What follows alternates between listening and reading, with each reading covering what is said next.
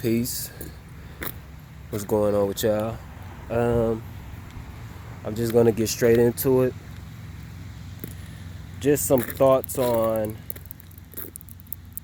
I don't really ascribe a title to it. Like we could call it metaphysical. We could we call it a cult. We could call it a cult. But or science of the self. But this is just gonna be like my ramblings, on things that I know about and things that I feel within myself, because this is something that grows with you. It isn't particularly a thing. It's like, and when I mean a thing, like tangible, like something, like it's like when you plant a seed and then it grows with you. This grows within you, and it's the difference between feeling something deep within your heart, deep within your spirit, versus having like a body of information, like a body of knowledge. Like, you know what I'm saying? Even if you was to forget everything that you learned, you still gonna have that seed. You see what I'm saying? I guess we could call it like the root, right? You can cut the branches, you can even cut the tree down, but that stump, those roots, is still gonna be there, right? So that's what I mean. Like, it's something that grows with you as you move through the physical, and there are different levels.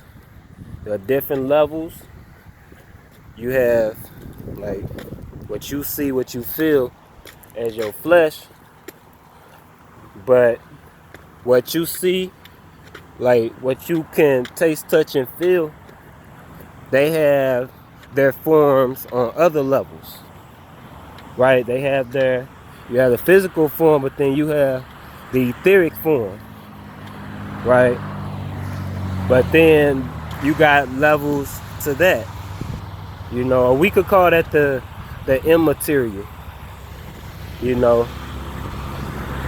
It's just like water, and I'm standing next to a body of water right now, but we see water, we see damn, y'all can't even see me.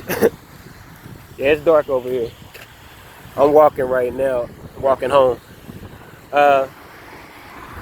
You have, damn, it's pitch black, but that's what we like anyway.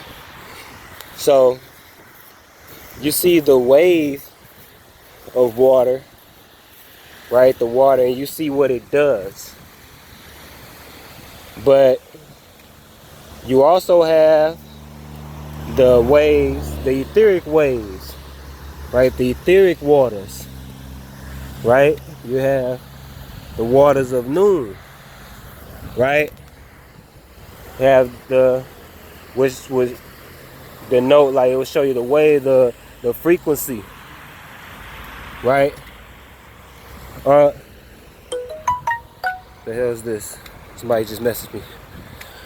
Okay, so yeah, it's starting to rain too. I might have to Uber. I might just have to call the Uber. But yeah, so you have the wave of water that you can't touch, taste, or feel, but nonetheless it is a reality, right? Because everything is essentially water, and I guess in that sense we are 100% water, and everything is 100% water, if you want to look at it like that. But let's consider touching that water, right? When you touch water, you have it expand, like the wave, like when you press, you put that force there, that force reverberates all around from that one point, right? So take that form, take that mental form that I just gave you, and copy and paste that shit to everything else, because that's what you do when you speak. When you speak, you're speaking into the waters, right? You're speaking to noon, right? And what happens? What happens when the waves reach the parameters? It reaches the edge. What happens? It bounces back. It comes back, right? So that is the perfect concept that you can have, that you know, that's the perfect template to, you know, to meditate on when you want to know, like, when you pretty much want to sum up how manifestations work, or you know, how events happen, how you can speak, and then what you speak, the force. Now, what is the force? The force is like the force is like, if you, like, everything has a body,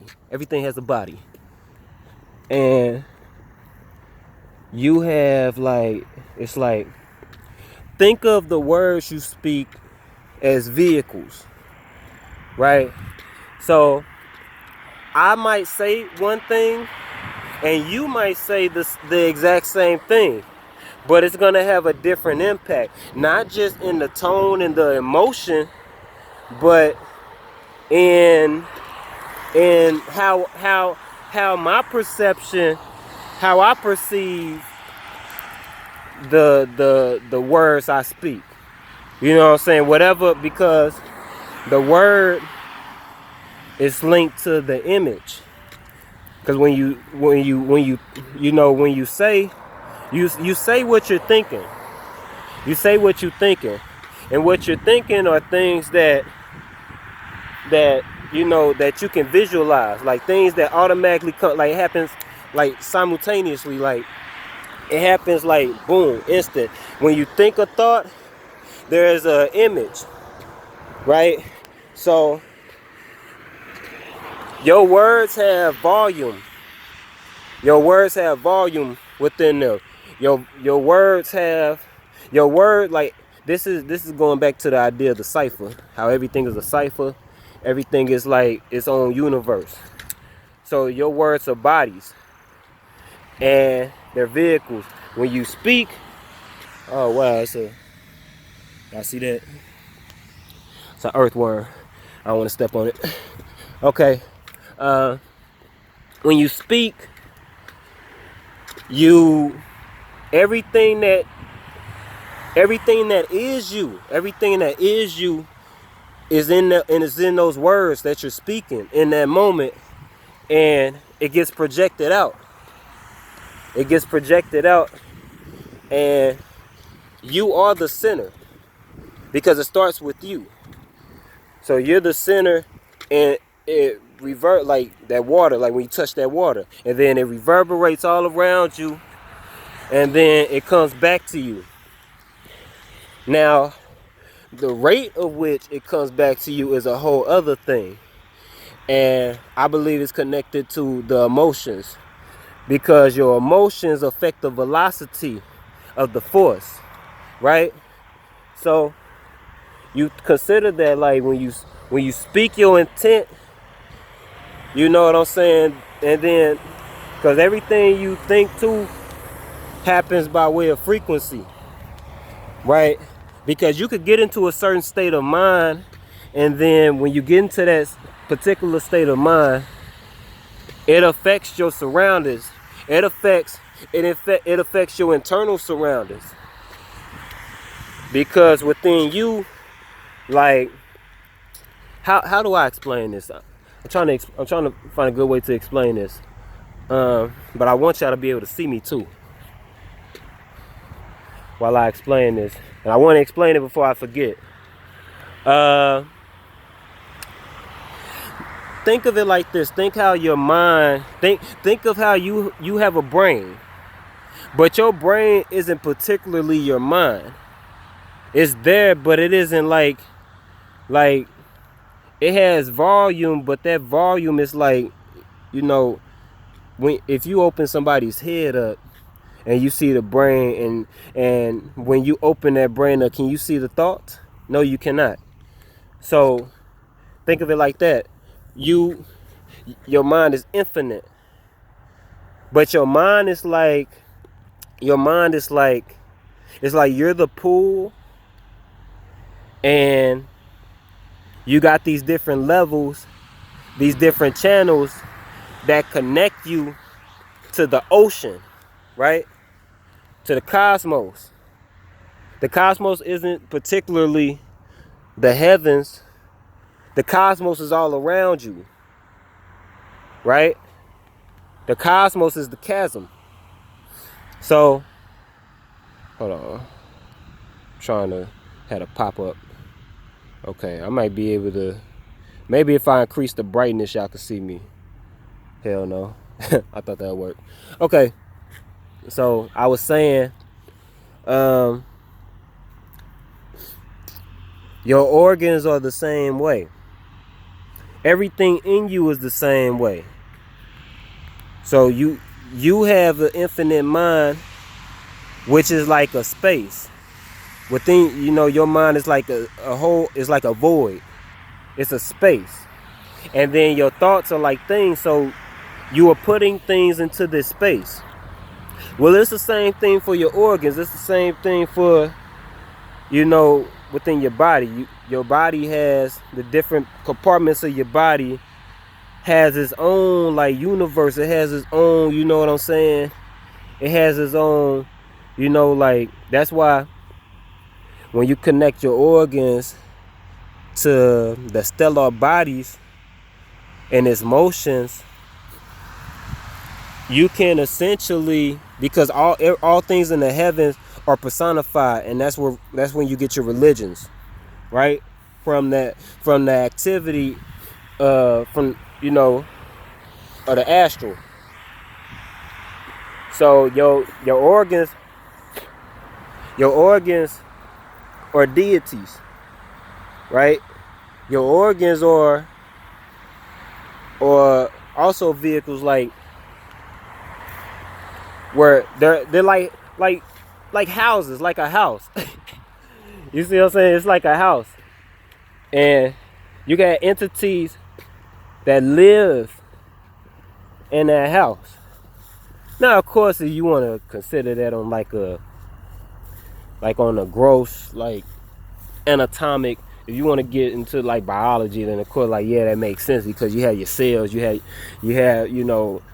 entities on that level, right? But remember, all things physical have their forms in the non-physical, right? So, and what I'm trying to say is, when you consider these things, you can alter the state of your body. Like, you could change your body. You can change with just your mind. You could do it with just your mind, right? Did you know, like, when you open up a tablet, when you open up a notebook and you put your pen to it, that's the equivalent of touching the sky. When you're writing to the stars. You're writing into the sky, right? That's what you're doing. You're writing. When you're writing. It's like praying. So you weave your thoughts into existence. You're engraving your thoughts into the sky. Now, when you think that, most people would think, like, the fuck is he talking about? How the hell can you write to the sky? How the fuck that connects to writing to the sky? You're writing to the sky. You're writing to the sky. Your mind is the sky, right? Your mind Your mind is the stars. Your mind is the heavens. Your mind can also be considered like a mountain, because you're considering like the inscrutable height. But yeah, you can, like, if you want to affect the state of your organs, if you want to heal anything, you know what I'm saying? All you got to do is, they call it like cosmic resonance or something like that. Like when you do the knowledge on the correspondences, the different correspondences, and you know what is connected to what on an occult level. And occult is just hidden, right? Occult is just hidden. These hidden connections, these hidden links, that when you link them up, there's like this magnetism. There's like this attraction. Things attracting, things repulse. You start cutting on the energy. You know, so when you be like people look at shamans and look at, you know, spiritually oriented people and be like, how the fuck can you cure someone's cancer by, I don't know, putting these two coconuts together and you know, some shit like that? How the hell? But then all you would need to do is just understand the energetic correspondences. Like, I'm gonna do you one like this. We all know about the zodiac. We all know about the different signs. We know about the elements, right? So a lot of people are going through things, but at the same time, a lot of people are caught up in, like, are going through a square. They're going through a square, like a lot of squares and oppositions. There is a lot of sharp edginess to the circumstances, because something within them is rigid. It's too rigid. You're trying to get your groove back.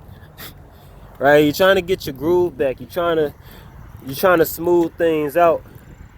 And a lot of times people aren't functioning in their element.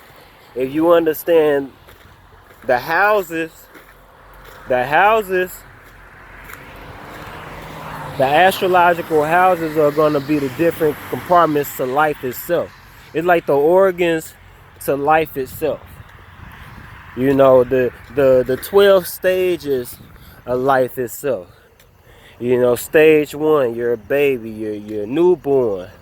You know, and then your possessions, relating yourself to that which is apart from you, that which belongs to you, that which, you know, you touch that. You know, when you was a child, you're like, that's mine, it's mine. You know, but then the third house, being able to share what's yours with those immediately around you. You know what I'm saying? Then, you know, and so you got your elements in the different houses. So then when you know that, you would know what would be best for you. What's the best way for you to function in that particular house, in that particular area of life, so that so things function more smoothly for you. The reason why you having the difficulty, reason why you having the squares and oppositions, because there's something in you, and it's on a level, it's on, like, this goes to understanding your DNA, understanding how to affect your DNA, how to change your DNA. When you do the knowledge of the stars, when you divinate, when you do the divination, like the astrology and shit like that, when you understand what's the best way to function so as to smooth yourself out, when you understand why your life is like shit, you know, and what you need to do. When you start functioning in your element, you start loosening up things, because there are things inside of you that you're holding that it holds you back. You're holding on to things that you need to let go of, you know, and it's deep rooted. It's deep rooted. That's why you gotta meditate, because when you meditate, you start like I know you seen the Matrix, when dude knew that he was the one, and then like he flexing in the fucking room, it's like it flexes with him, like it expands and contracts with him. You know what I'm saying? That's real. That's real. Like in the Matrix, you have the rooms. You got these different rooms. You have like where I'm at right now. This could be considered a room. This is, and what's behind this? What's the backdrop to all this? Numbers, right? Like in the movie, you got the green, the numbers falling on the screen. But remember when they zoomed in, when they zoomed in to those numbers, it took them where? Back into the Matrix. So this is like the back. That's like taking the image and flipping it, right? So they flip. So you flip the inside out. This is what it is. So, oh shit. Glad I ain't stepping that. Oh damn, it's another one. Gotta watch one. It's construction area right here. That, matter of fact, they about to cut all this shit down. They about to cut all this nature down and put like shopping malls and shit and like a movie theater and shit around. You know what I'm saying? Like, you know, that's development for you. But what the fuck was I talking about? Oh yeah, the numbers and the Matrix. So that shit is real. Like, you could be in a room. What do you think those numbers are? What do you think that is? There's an operator on that computer that is changing shit, right? You notice how everything in the Matrix is like normal shit.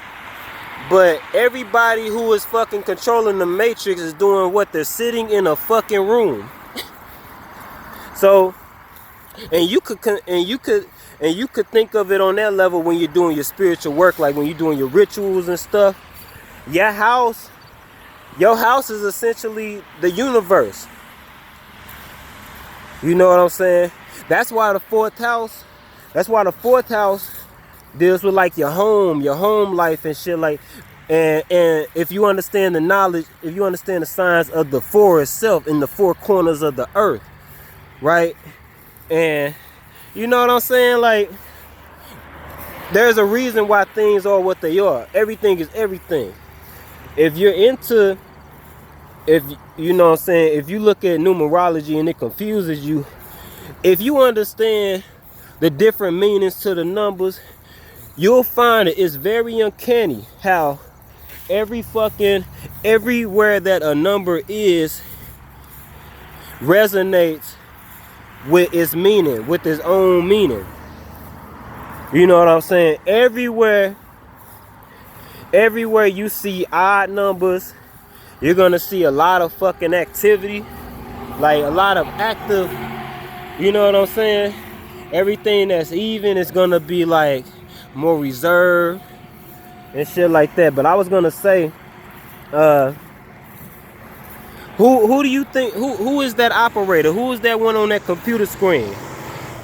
You know, we think, but what is the components that, I'm not gonna say that weave your thoughts together, but you know what I'm saying, that which Yeah, we could do that. Like, what weaves your thoughts together? Who is that weaver?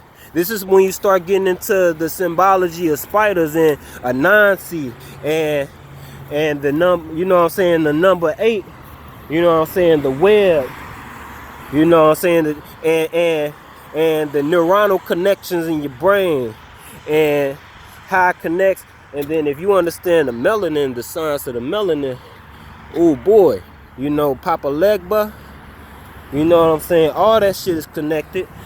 So get into the numbers. But who the fuck is that operator? You know what I'm saying? Who is operating behind the so think of it like that. You are the fucking operator. There's something in you that is your operator, and it's linked directly to your surroundings. That's why when you shift your fucking thinking, automatically you start switching the code. And your surroundings might look the same, but it's not the fucking same. There is something different. And I remember when I fasted, I had did a fast. And after I did the fast, I noticed like I could feel the connections in my brain. Like I could feel shit happening inside of my brain. Like things that were like, it's like somebody taking a bunch of wires that were previously cut or mismatched, and putting the connections and plugging shit back up, and things start coming back online again. So I noticed that the thoughts that I was having was affecting my surroundings simultaneously. And I was sitting in the house, and that's when I first realized that everything in your home is basically your life. Your home is your life. Your home, what's going on in the home is going on in the world. You know what I'm saying? What's going on in your home is going on in your world. That's why you get into the spiritual work. That's why you get into the rituals. That's why you get into the real shit. Because you want to go out there and change things from the outside. It doesn't work like that. Because the only thing you're ever going to reach outside of yourself is you. And what do you do? What do you have to do? What do you have to do to touch yourself? When I touch myself, am I extending my fucking hand out to touch myself? No, I have to retract. I have